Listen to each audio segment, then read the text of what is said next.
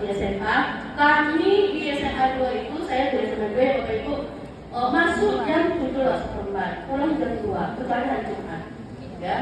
Nah, pertemuan ini waktu itu dilaksanakan di jam kerja itu. Karena kita guru maker itu kan tidak masuk mulai dari pagi sampai pulang gitu ya, masuk sekolah sampai pulang, tapi ada jam-jam kosong. Nah, jadi kita dalam satu komunitas itu saling bermusyawarah. Kapan kita laksanakan? Hari apa? Jam berapa? Tapi di jam kerja itu sangat dianjurkan. Kenapa sangat dianjurkan Bapak Ibu? Karena kan kita ini kalau dibuat nanti wajib membuat formulir. Oh, tapi dia sekolah sekolah. Nanti banyaklah sudah lapar lah, sudah inilah segala macam ya Bapak Ibu. Nanti yang mengatakan anak lagi ke sekolah, yang mungkin lagi banyak sekali.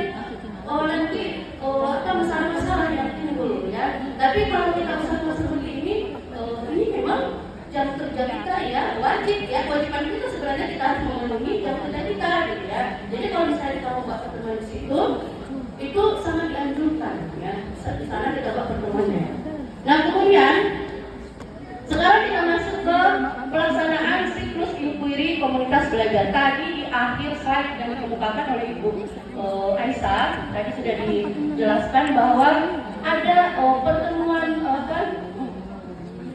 ada siklus inquiry ya, yang harus dilakukan di komunitas belajar itu. Yang terdiri atas yang pertama, ada yang menyimak tadi Bapak Ibu. Apa yang pertama dari siklus inquiry-nya?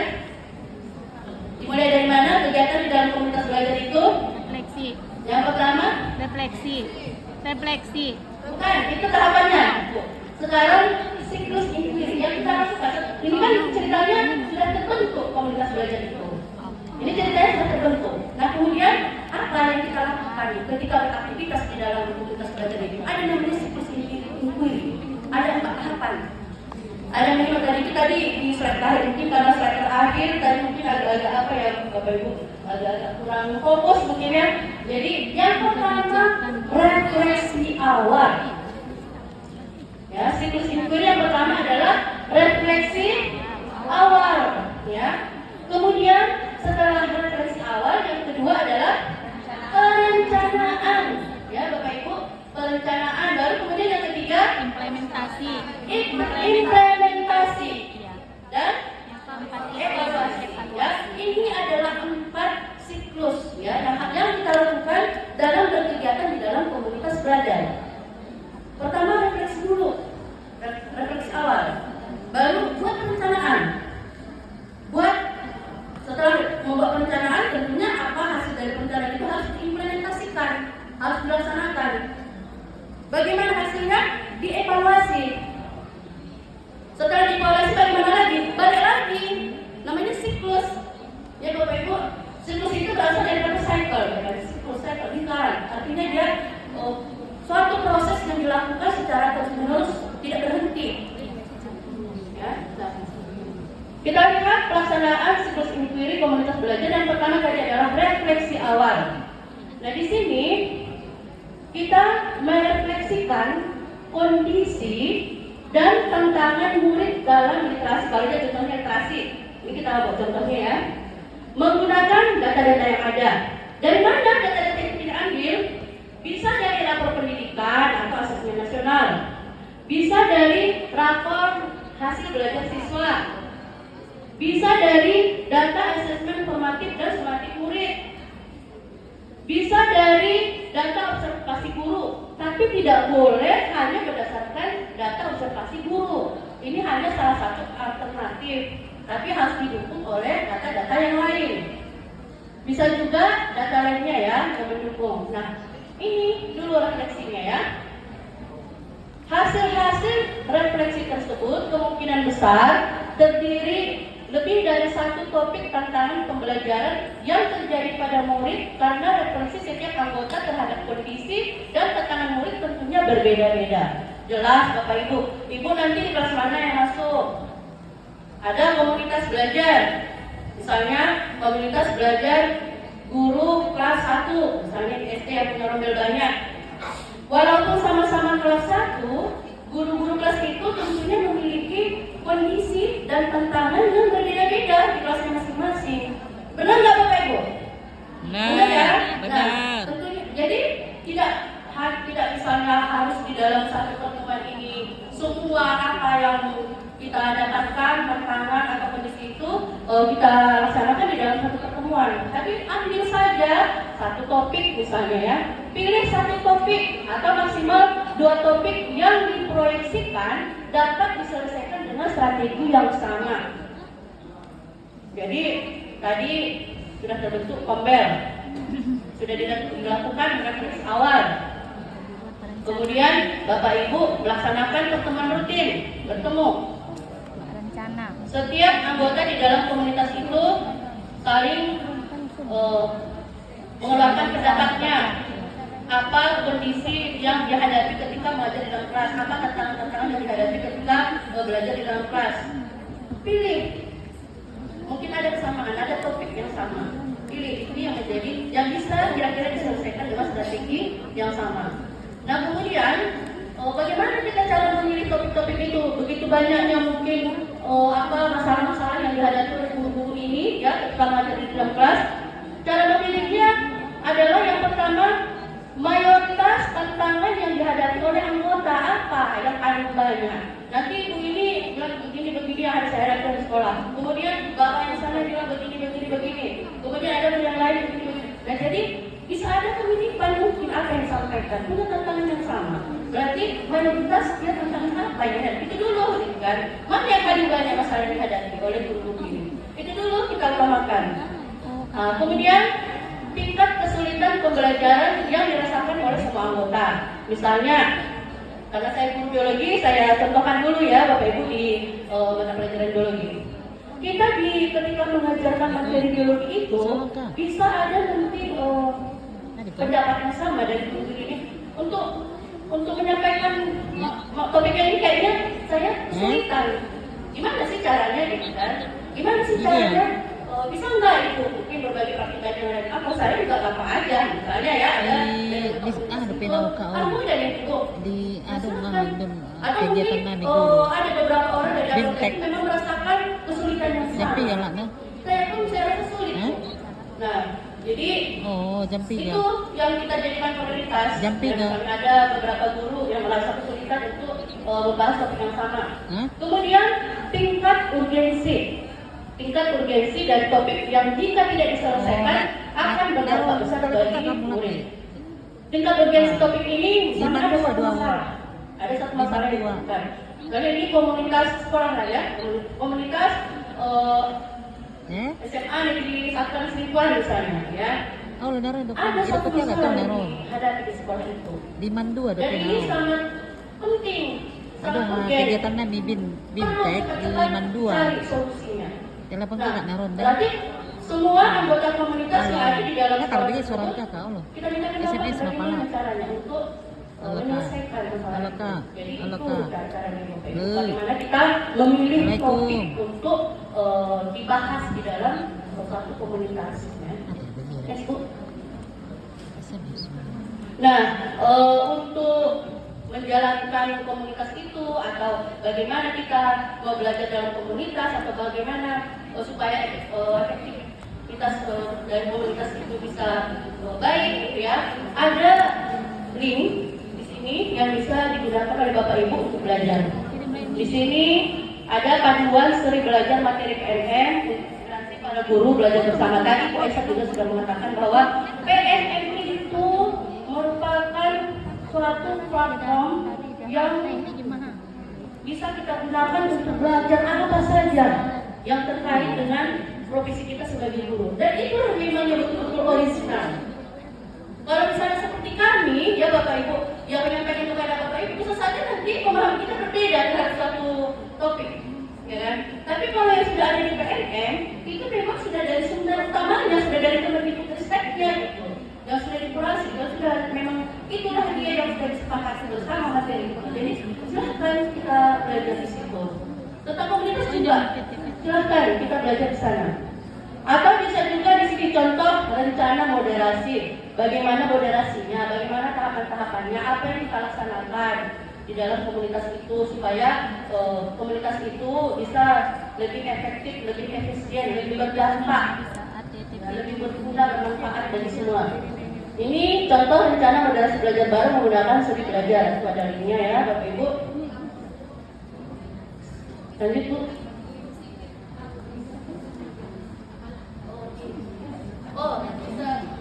Bisa dikirim tadi yang tadi, silakan mungkin ada yang Oh loh, biar dipoto. Di meja depannya. Bisa diperbesar lagi Bu. Aduh, linknya tadi Bu. Link referensi belajar.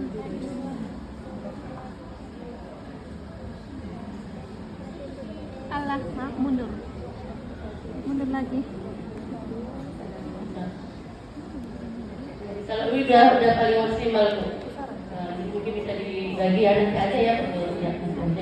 Silakan dilanjut lagi Bu. Cari jam aja guys. Nah, berikutnya pelaksanaan siklus mingguan yang kedua setelah kita melakukan referensi awal. Berikutnya apa? Perencanaan. Apa detail aktivitas yang kita lakukan di dalam siklus yang kedua ini atau di perencanaan ini? Nah, menyusun rencana pembelajaran dapat berupa menyusun modul ajar atau RPP bersama. Ini kan perencanaan pembelajaran. Kemudian mereview dan merevisi modul ajar yang sudah dibuat. Sudah ada modulnya, sudah ada RPP-nya. Tapi setelah kita tadi melakukan telaah data hasil belajar siswa, hasilnya kita lihat kalau kita menggunakan RPP yang itu saja dia dari tahun ke tahun kayak ini nggak ada bedanya, gitu kan? Atau mungkin kenapa dari tahun ke tahun kok hasil belajar siswa kami ini makin rendah? Nah, jadi kita review, ya kita cek kembali. Mungkin RPP kita ini masih kurang bagus, mungkin tidak seperti ini caranya kita menyampaikan pembelajaran biasa kan ya, itu di review. Kemudian skenario pembelajaran lengkap untuk mengatasi tantangan-tantangan yang ingin diselesaikan. Ya ini bisa jadi perencanaan kita ya. Kemudian masing-masing anggota dapat memberikan ide dalam menyusun modul ajar. Ya silahkan, jangan kita di komunitas itu tidak mau berkontribusi. Ya namanya kita satu komunitas semuanya bisa saling berbagi, saling berkolaborasi.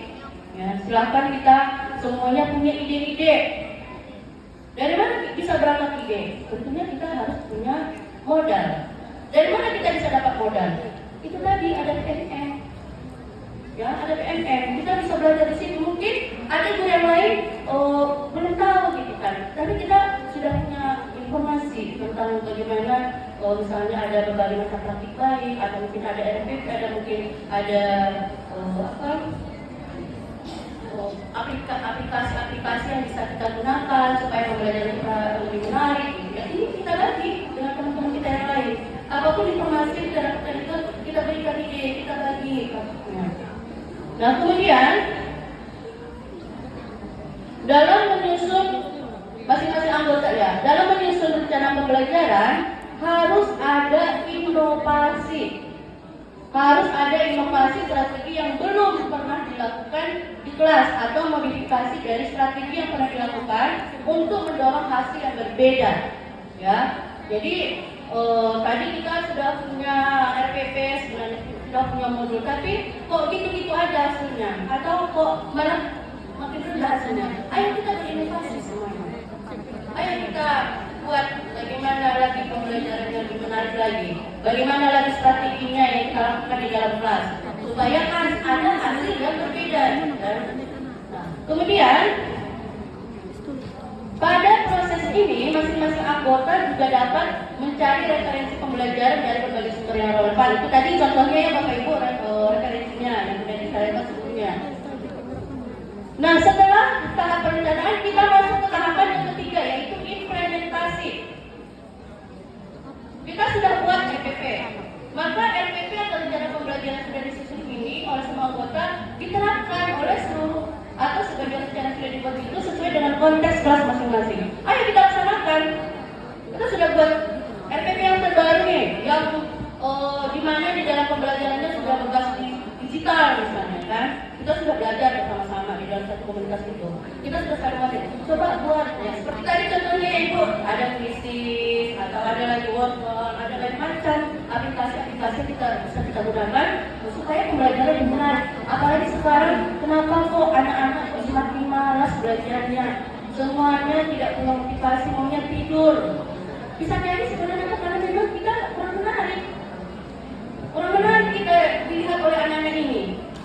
Nanti dia sama aja sendiri di situ. Oh, biologi dia. Atau mungkin yang lebih parah mungkin datang-datang marah-marah. Ya kan ibu, masalah di rumah dibawa ke sekolah. Nanti ibu-ibu di rumah bertanya dengan suami misalnya. Tahu-tahu datang ke sekolah anak-anak tidak apa-apa, anak-anak yang jadi sasaran kan. Nah, jadi ini tidak boleh, apalagi di kurikulum Merdeka Belajar itu kan harus bahagia dulu kita, gitu kan Bapak Ibu? Itu enggak yang dipelajari Bapak Ibu? Harus bahagia karena kita harus melaksanakan pembelajaran yang menyenangkan, ya, yang menyenangkan. Jadi kalau mau melaksanakan pembelajaran yang menyenangkan, tentunya kita harus bahagia dulu. Si gurunya harus bahagia dulu sehingga bisa membuat anak-anak itu juga belajar dengan perasaan yang bahagia, melaksanakan pembelajaran yang menyenangkan. Nah, jadi tadi implementasikan dia apa RPP yang sudah dibuat, sudah kita buat misalnya dengan teman. Oh ini coba seperti ini dulu strateginya. Buat dulu RPP-nya seperti ini menggunakan berbagai macam aplikasi. Karena anak-anak sekarang sudah lebih suka menggunakan gadget. Kenapa? Karena di situ ada banyak informasi yang menarik dan tampilan yang menarik. Nah kita juga bisa sebenarnya. Jangan dulu kita monoton gitu. Jangan seperti itu saja. Coba kita buat dulu sesuatu yang berbeda, yang membuat anak-anak kita ini menjadi antusias, menjadi tertarik dengan apa yang kita sampaikan itu. Nah, kenapa kalau mereka sukanya dengan gadget? Ya, ayo kita buat pembelajaran yang berbasis digital. Ya. Nah, kemudian setelah semua anggota menerapkan seluruh atau sebagian rencana yang sudah dibuat, yang sudah disepakati di tahap perencanaan tadi, maka hal ini perlu dilakukan agar pada saat berbagi praktik hasil implementasi dan tahap evaluasi semua anggota sudah menerapkan rencana tersebut di kelas. Ya, silakan semua sudah dibuat perencanaan, ayo kita eksekusi di kelas. Ayo silakan semuanya, masing-masing anggota Pombel, ayo terapkan yang sudah kita tetapkan. Ini MPP-nya yang baru, ini modulnya yang baru, ini strateginya yang baru. Ayo kita buat dulu, kita lihat dulu bagaimana nih, dan kemudian jika sangat sulit mengimplementasikan rencana yang sudah disusun sebelumnya karena terkendala konteks kelas dan mata pelajaran, observasi penerapan rencana yang sama di salah satu kelas anggota yang lain. Maksudnya begini Bapak Ibu, kadang kita kan sudah membuat perencanaan, kita sudah ber-PPP yang berbeda, tapi pemahaman masing-masing anggota itu kan bisa berbeda-beda. Atau mungkin ada di salah satu anggota di komunitas itu, saya nggak ngerti gimana caranya untuk menerapkan ini misalnya, kan? Gimana sih coba? Nah, dia bisa observasi ke kelas guru yang lain yang sudah melaksanakan, itu saja. Oh saya mungkin ada guru yang lain nanti. Oh kalau saya sudah paham Bu, saya sudah ngerti gitu. Ya, jadi si guru yang nggak paham ini tentang apa yang sudah dilakukan secara itu silakan masuk ke kelas si tadi yang sudah paham. Lihat bagaimana dia menerapkan modul ajar atau cara pembelajaran atau strategi yang sudah disepakati bersama tadi sebagai bahan untuk dia belajar, gitu ya Bapak Ibu. Nah kemudian ini observasi kelas antar anggota. Satu anggota dapat masuk ke dalam kelas anggota lain sesuai kesepakatan untuk melihat cara mengimplementasikan rencana yang sudah disusun bersama. Waktu untuk observasi dipilih saat observasi tidak mengajar. Ya observer tidak mengajar. Proses observasi ini sifatnya opsional, tidak wajib dilakukan. Ya, tapi kalau misalnya ada, kalau memang tidak ada masalah ya tidak apa-apa, tidak usah dibuat. Gitu kan? Kalau masing-masing anggota itu memang sudah mengerti, sudah paham dengan rencana yang dibuat, ayo silahkan eksekusi, silahkan implementasikan. Tapi kalau misalnya ada yang belum mengerti, ayo kita sedang. Misalnya saya yang tidak mengerti, saya sebagai observer ketika jam saya sedang kosong, oh si teman ini kamu ngajarnya kapan? Oh saya jam saya kosong di situ. Saya lihat ya gimana caranya ibu mengimplementasikan RPP yang sudah kita buat itu. Boleh silahkan. Ya sebelum kita masuk, ya. Dan yang terakhir ini adalah di pelaksanaan siklus inquiry komunitas belajar itu adalah evaluasi. Ini sangat penting kita lakukan evaluasi ini. Merupakan tahapan akhir dalam siklus inquiry, bandingkan hasil asesmen di awal dan asesmen setelah implementasi rencana dilakukan. Asesmen yang dimaksud bisa merupakan hasil asesmen formatif maupun sumatif murid. Tadi kita di awal sudah rilis awal, kita sudah melihat data-data dari rapor siswa bagaimana hasilnya sebelumnya. Nah, setelah kita membuat perencanaan, sudah membuat MPP yang baru, sudah kita implementasikan, ayo kita evaluasi, lihat kembali bagaimana hasilnya. Apakah ada perubahan? Ya, apakah meningkat? Atau bahkan mungkin bisa menurun atau bagaimana? Kita evaluasi. Kemudian lakukan analisa apakah terjadi perubahan pada hasil belajar murid dengan perencanaan yang sudah dibuat. Semua anggota berbagi praktik yang berhasil dan gagal dalam implementasi rencana yang telah disusun bersama. Selanjutnya masing-masing anggota mengevaluasi untuk apa masalah atau penyebab dari praktik yang gagal. Jadi setelah tadi kita sudah membuat, sudah implementasi. Ini kita berkumpul lagi. Kita lihat.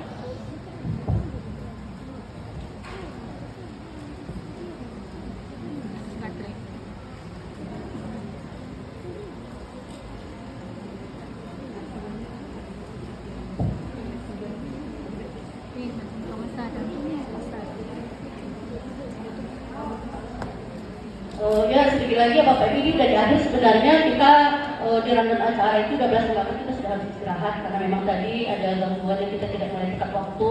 Harusnya kita jam 8 tadi sudah harus mulai, jam 11 sudah mulai materi. Tapi kalau kita terlambat jadi agak ini sudah harus memang waktunya kita istirahat ya 12.15 kita harus berangkat. Ini hanya tinggal sedikit evaluasi Bapak Ibu untuk coba. Nah ini hanya penjelasan saja, tapi ini tadi ya Bapak Ibu yang harus Bapak dan Ibu ingat. Siklus ukur itu terdiri atas 4 tahapan: referensi awal, perencanaan, implementasi, dan evaluasi di dalam komunitas belajar. Itu terus berulang-ulang ya Bapak Ibu. Karena keterbatasan waktu juga, mungkin ini gimana kita bisa ini RTL dan ini. Ini udah waktu istirahat.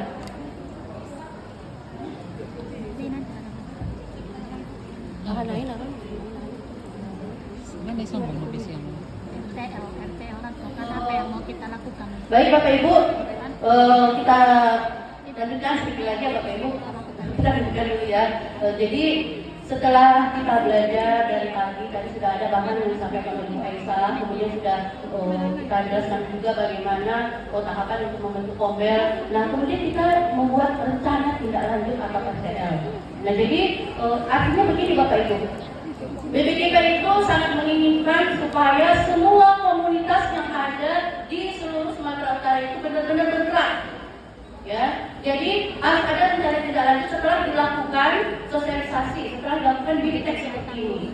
Jadi kalau waktu dulu kemarin ya penyamaan persepsi dengan BPKP, kita melakukan rencana tindak lanjut ini selama 3 bulan. Jadi ada 1 bulan pertama, 1 bulan kedua, dan 1 bulan ketiga. Apa yang dilakukan? Jadi Bapak Ibu tadi kan sudah mengetahui apa yang harus dilaksanakan program masing-masing. Ayo silakan kerjakan Bapak Ibu. Nah, jadi di sini ada linknya, gitu ya, ada link RTL-nya. Bapak Ibu nanti yang Kamu jemput orang Pak. Kirim ke apa aja. Nanti kamu tabel yang kosong itu aja nanti bisa.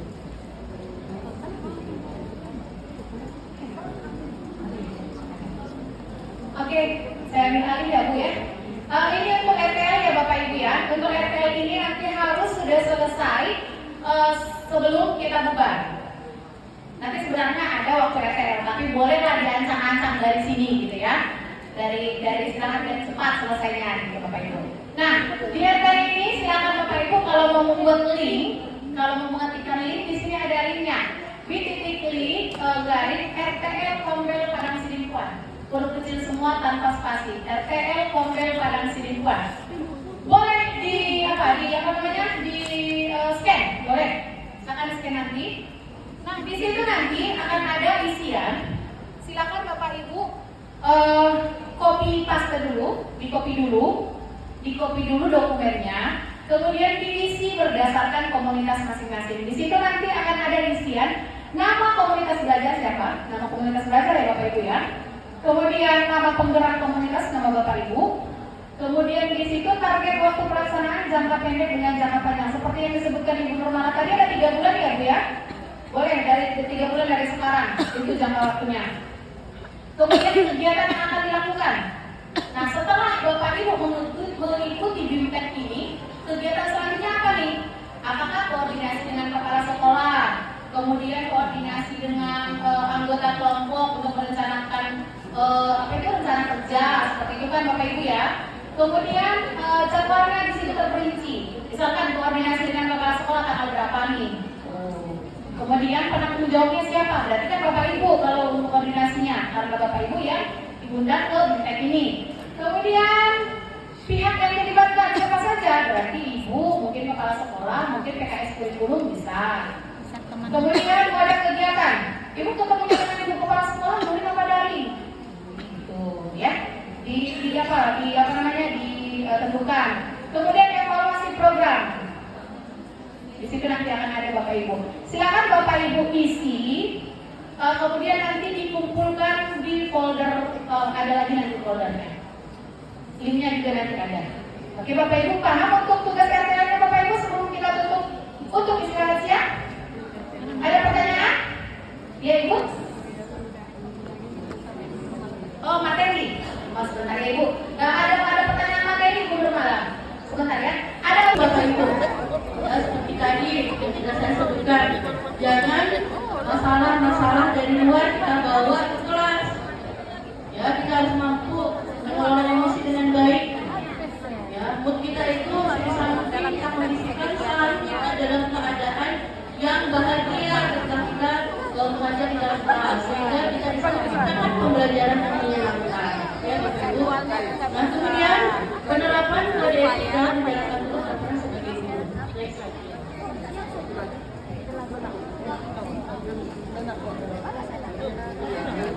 Selanjutnya, pengembangan ya, orientasi berguna pada materi.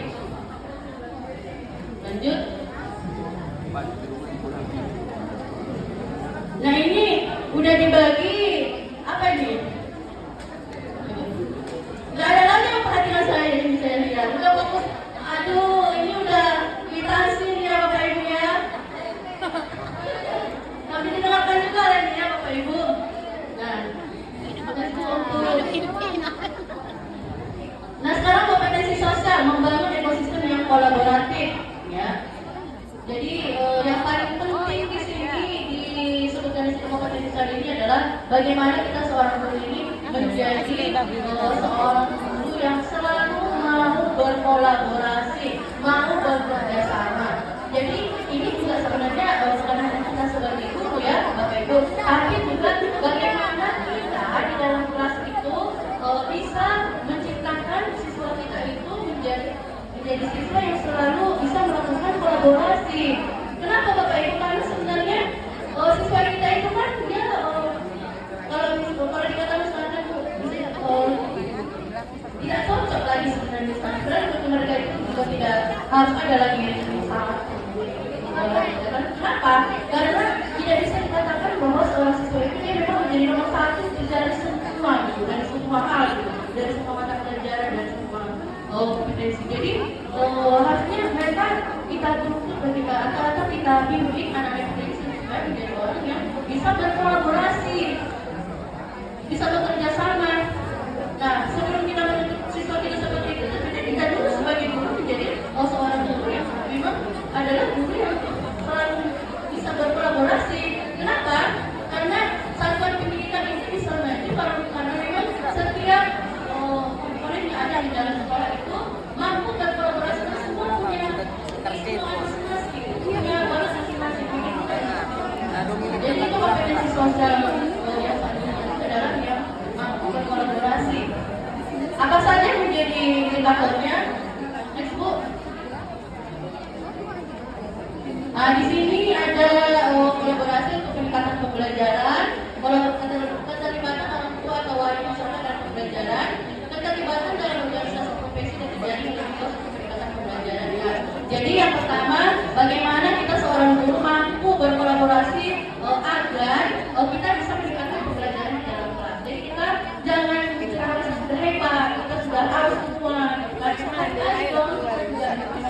belajar dari bisa, nah selain itu dari belajar apa yang tidak kita ketahui, ayo kita bagikan kepada teman-teman yang lain, berbagi tidak baik supaya kita bisa sama maju, ya Bapak Ibu. Nah kemudian selain itu kita juga harus mampu melibatkan dan masyarakat dalam pembelajaran. Misalnya kalau ada orang tua, misalnya kalau saya mata pelajaran biologi ya Bapak Ibu, misalnya saya ingin supaya siswa saya mengetahui tentang hidroponik, ya bagaimana cara hidroponik. Nah mungkin karena saya tidak punya pengalaman, tapi saya memang sebagai guru biologi tahu secara teori bagaimana membuatnya. Nah saya bisa saja, kalau misalnya ada orang tua mungkin saya yang memang sudah melakukan di rumah dan dia tidak mengerti dari cara praktek, langsung nggak apa-apa, ayo berkolaborasi dengan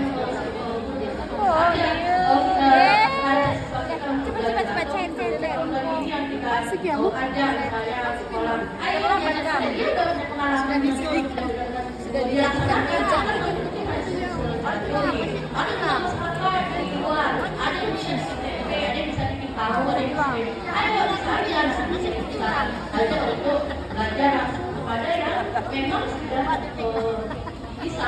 Jadi kita berkolaborasi dengan orang tua dan juga masyarakat yang ada di lingkungan sekitar kita. Nah kemudian sebagai kompetensi sosial juga kita harus bisa memperluas jaringan, ya jaring. Kita ikut MBMP, apalagi kita ikut apa secara daring untuk meningkatkan kompetensi kita, ya. Kenapa? Karena kita nggak bisa seperti kata dalam hukum.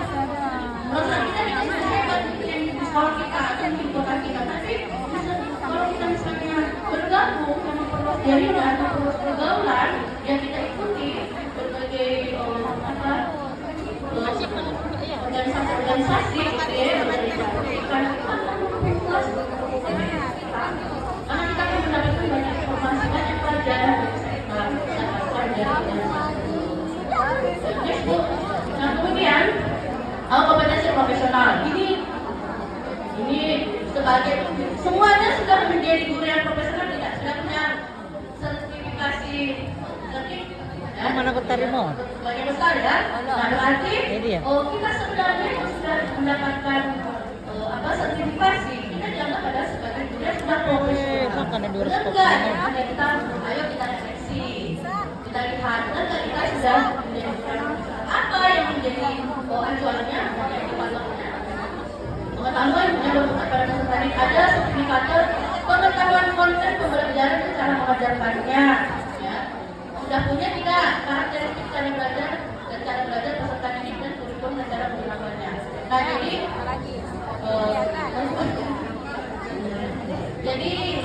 kita menjadi guru yang profesional itu dikatakan kita menjadi memiliki guru yang profesional, kita harus menguasai konten dan bagaimana cara mengajarkan konten itu. Nah kemudian kita juga harus mengetahui karakteristik dan cara belajar dari peserta didik kita. Kita harus bisa mengetahuinya karena berdasarkan karakteristik itulah kita bisa membuat konten pembelajaran yang sesuai dengan kebutuhan siswa kita, ya Bapak Ibu. Nah kemudian kurikulum sekarang tentang kurikulum merdeka, ya ayo belajar terus bagaimana sebenarnya implementasi kurikulum merdeka itu. Dan baik hari kita masih ada miskonsepsi, ada seksi tentang hal tersebut. Ayo belajar terus supaya kita bisa menerapkan sehingga kita bisa dikatakan menjadi guru yang profesional. Nah kemudian untuk mengetahui apakah kita sudah memiliki model-model kompetensi ini adalah level-levelnya Bapak Ibu. Level penguasaan kompetensi. Nah, di sini ada 5 level. Ayo kita refleksi, ayo kita lihat itu udah sampai level mana. Ya, kalau kita hanya paham, itu masih di level 1. Ya, tingkat penguasaan kompetensi kita itu terhadap 4 kompetensi itu tadi ya, kompetensi itu. Kalau kita baru paham saja, ya tentang kompetensi itu, kita masih di level 1. Ibu mengisi tidak di PMB pun kita ada melihat apakah kita itu sampai di mana levelnya, ya. Nah itu kalau dia masih paham saja itu masih di level yang terendah. Nah kalau kita sudah menerapkan, bukan hanya paham, kita sudah paham tentang prinsip-prinsip teori dalam mengelola pembelajaran, pengetahuan profesional, pengelolaan diri, serta pengelolaan relasi dalam meningkatkan kualitas pembelajaran kepada peserta didik. Ini adalah kesimpulannya dari 4 model yang sudah dikuasai itu. Kalau kita sudah menguasai model kompetensi itu, berarti kita kalau hanya paham saja kita itu masih level 1. Tapi kalau kita sudah menerapkan pengetahuan itu, kita sudah masuk ke level 2. Kalau kita sudah mampu mengevaluasi dan merancang perbaikan dari pengetahuan tentang prinsip-prinsip, teori dan praktik dalam mengelola pembelajaran, pengetahuan profesional, pengelolaan diri serta pengelolaan relasi dan meningkatkan kualitas pembelajaran yang berpusat pada peserta didik, itu kita sudah berada di level 3. Nah, kemudian meningkat lagi ke level 4. Nah, bagaimana kalau dikatakan kita sudah berada di level 4? Apabila kita sudah mampu, ini kompetensinya dikatakan dia mumpuni ya. Apabila kita mampu berkolaborasi dan berbagi praktik baik, itu namanya kita sudah mumpuni, sudah berada di level 4. Dan level yang tertinggi mudah-mudahan kita semua guru yang ada di sini bisa mencapai ini. Level yang kelima. Nah, ini adalah kita memesan kompetensi yang menjadi ahli. Bagaimana dikatakan guru kerja itu sudah ahli? Apabila dia sudah mampu membimbing guru lain. Jadi dia bukan hanya dia paham, bukan hanya menerapkan, bukan hanya mampu mengevaluasi, bukan hanya mampu dia untuk berkolaborasi dan berbagi perspektif, tapi dia sudah mampu juga untuk membimbing guru yang lain untuk bisa mengembangkan diri menggunakan pengetahuan tentang prinsip-prinsip teori dan praktik baik dalam mengelola pembelajaran, pengetahuan profesional, pengelolaan diri, ini yang kompetensi sosial ya, serta pengelolaan relasi juga sosial dalam meningkatkan kualitas pembelajaran yang berpusat pada peserta didik. Itulah dia Bapak Ibu secara ringkasnya model kompetensi guru dan menurut Presiden 2626 tahun 2023. Silahkan kita bisa belajar sendiri lagi lebih mengenai lagi Bapak Ibu.